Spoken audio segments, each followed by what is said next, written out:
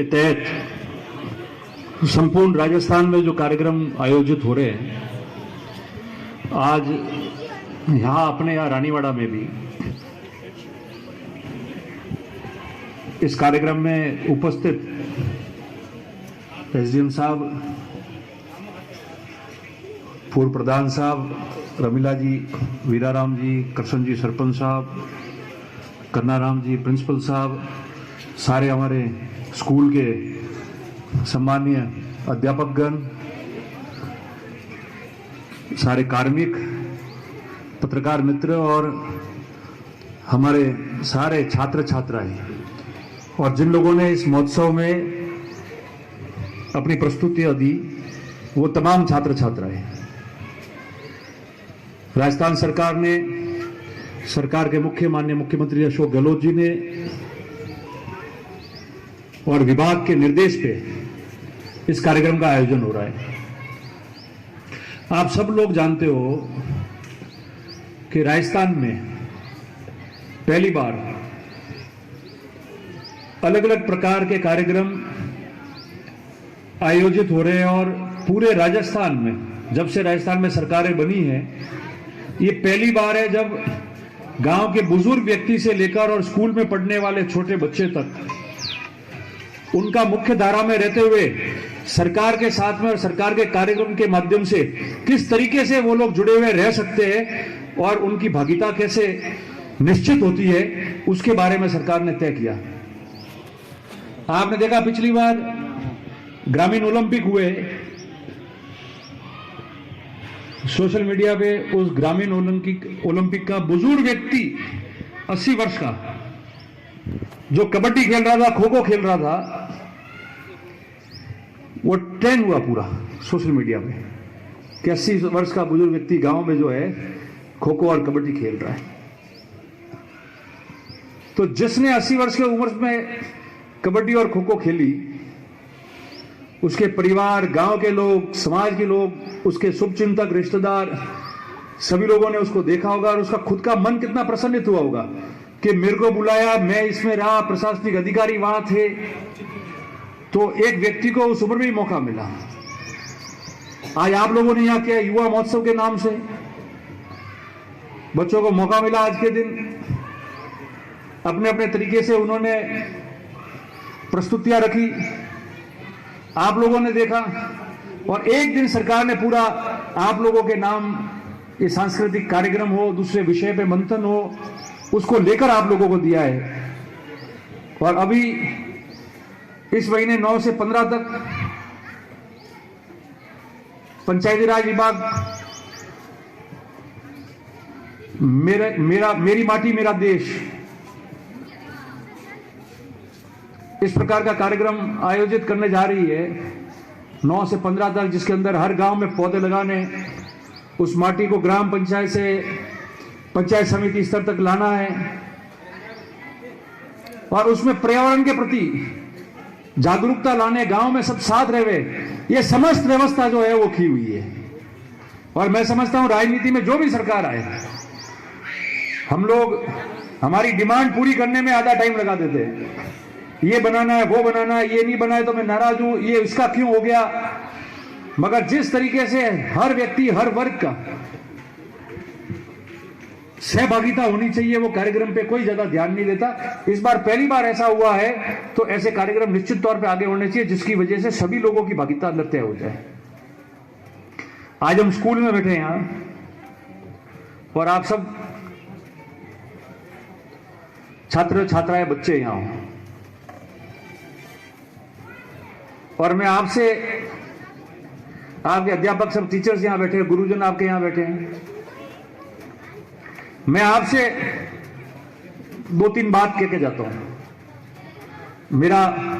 फर्ज बनता है, मेरा अधिकार बनता है, एक छोटा सेवक यहाँ का होने के नाते, और हम सब एक समाज के व्यवस्था के लोग हैं। तो स्टूडेंट्स जो है, जब आप उनसे इंटरेक्ट करते हो और जब उनके साथ में आपका इंटरेक्शन चल रहा होता है और आप बात करके नहीं जाओ, तो भाषण तो कोई भी देके जा सकता है, और जब नेता आदमी खड़ा होता है भाषण देने के लिए तो वो उसके इर्द गिर्द ही बात घूमती रहती है, उसी की बात करके जाता है।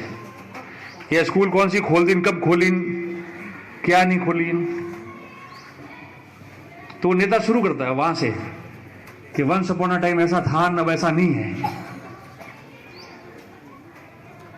आप लोग इस व्यवस्था में यहां पढ़ रहे हो, पढ़ाई कर रहे हो, अच्छी पढ़ाई करके अच्छी भविष्य, सब चाहते हैं कि मेरा अच्छा भविष्य बने, अच्छी जगह सर्विस पे रहूं, कॉम्पिटिटिव एग्जाम दूं, व्यापार करूं।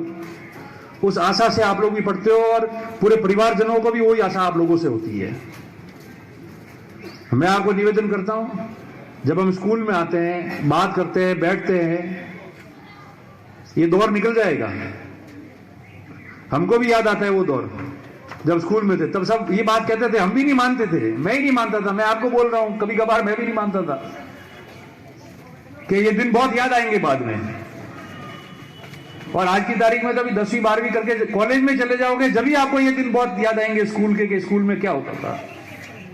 और पूरे जीवन भर ये दिन याद आएंगे। इसलिए ये जीवन में बनना कि जिस व्यक्ति को भी अच्छा वक्ता बनना है वो अच्छा श्रोता बने। हर छोटे से आदमी से भी अपन सीख सकते हैं, यहां बैठे बच्चे, उसके पास में भी अच्छा सुझाव हो सकता है। जो बोल रहा है, जो खड़ा होकर बात कर रहा है, वो श्रेष्ठ नहीं है। उम्र और अनुभव और कद के हिसाब से वो सोच ले, वो अलग बात है। मगर स्कूल का छोटा बच्चा भी आके सुझाव दे सकता है कि आप यहां से जाते हैं, ये मोड़ आता है, मगर इसमें ये है, तो आप मान लो कि उसका भी इतना बड़ा सुझाव है, तो वो छोटा बच्चा भी सुझाव दे सकता है उनको, और उसको माननी चाहिए। तो अगर आप अच्छा श्रोता बनोगे, वक्ता बनोगे, काम भी कर पाओगे। और जो भी लोग हो राजनीति में, समाज सेवा में, उनको हमेशा ये व्यवस्था तय करनी चाहिए कि अच्छी से अच्छी स्कूल कैसे देवे। आज हम लोग जाते हैं चुनाव, भले कोई परिस्थितियों में जीते हारे, मगर उदाहरण के तौर पे मॉडल स्कूल के सामने से निकलते हैं तो सबसे पहले मुझे खुशी होती है कि उस समय हमको बहुत तकलीफ पड़ी स्कूल बनाने में, सैंक्शन लाने में, जमीन तय कराने में, सब कुछ हुआ, पर हम पीछे पड़े रहे। तो आज वो स्कूल बन गई, तो एक व्यवस्था तय हो गई जहां आम और खास का बच्चा भी जाके एक स्कूल में जाके अच्छी पढ़ाई वहां मॉडल स्कूल में करता है। और वो बन गई 2012 में, 13 में, उसके साथ में जसवंतपुरा स्वीकृति, साइला स्वीकृति, सब स्वीकृति, कोई स्कूल आज दिन तक नहीं बनी। ये 2 जिलों में 2 स्कूल तैयार हुई थी, रानीवाड़ा की और रेवदर की, पास में, क्योंकि यहां चल रही थी तो यहां की हवा वहां गई, तो वहां भी फटाफट मेहनत हो गई, जो काम हो गया। तो ये 2 बनी पास में, उसके बाद बनी नहीं। और हमेशा मैंने सबको कहा है, राजनीति अपनी जगह है, मगर जहां समाज लाभान्वित होता है और विशेषकर युवा और बच्चे लाभान्वित होते हैं, उसके अंदर राजनीति नहीं होनी चाहिए। क्योंकि जो आप करके जाओगे वो इतिहास में दर्ज हो जाएगा, समय आने पे सब अपने आप याद करेंगे। मगर आप नहीं करोगे और रोकोगे तो उसका भी समय हमेशा याद करेगा। और मुझे उदाहरण है होता हूं कि हमने पहले मारवाड़ा में खेल का स्टेडियम तैयार किया, जमीन मैंने आरक्षित कराई, तो सबसे ज्यादा हल्ला किया हुआ कि जमीन दे रहे। और उस आरक्षित कराने के बाद में उसको 20 लाख रुपए तो मैंने एमएलए कोटे के और विभाग के पैसे 30 लाख रुपए हमने बढ़ा दिए, 4 दीवारी बनके के जालोर जिले का सबसे खूबसूरत स्टेडियम यहां बने। इतनी तैयारी हो गई, सरकार चली गई, आज वो वैसा का वैसा वहां पड़ा है। इससे पूर्ववर्ती लोगों ने कुछ नहीं किया। अब वापस बजट आया इस साल, मैंने मुख्यमंत्री जी से निवेदन किया कि इतना अब तो जिला बन रहा है और रानीवाड़ा इतना बड़ा स्थल है, और एक बहुत बड़ा स्टेडियम अगर रानीवाड़ा में हो, से एसडीओ साहब, तहसीलदार जी, ये सब लगे हम लोग, तो यहाँ पास में ही जस्ट आपके यहाँ से आगे जाने के बाद इस रोड से 1 किलोमीटर पे ही 15, 17, 18 बीघा जमीन कर दी कि शानदार स्टेडियम बन जाए, 2-4 करोड़ रुपए लग जाए और शानदार स्टेडियम बनेगा तो कार्यक्रम भी यहाँ हो जाएंगे, मैच भी होंगे, भले फुटबॉल, क्रिकेट, जो खेलना है खेलो, रात के मैच भी हो जाएंगे। ऐसी व्यवस्था है, पैसा पूरा दे रही है बजट के अंदर सरकार। जमीन आरक्षित कराओ, बड़ी मेहनत करके कलेक्टर साहब को भेजा, एसडीओ साहब इन्होंने खूब मेहनत की, निकाल के दिया,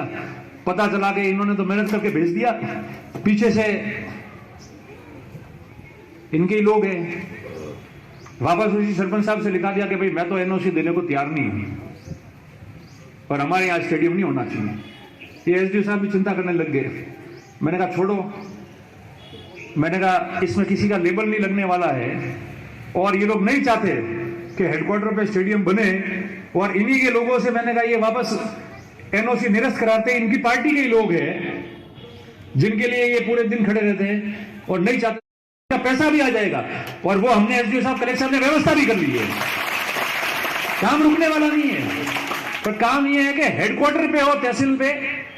और एक तहसील से 5, 7, 8 किलोमीटर दूर जाके उसमें हिस्सा लेना पड़े, वही है ईश्वर ऐसे लोगों को कभी माफ नहीं करेगा, क्योंकि उसमें आप सभी जाओगे 15 अगस्त 26 जनवरी का कार्यक्रम करने,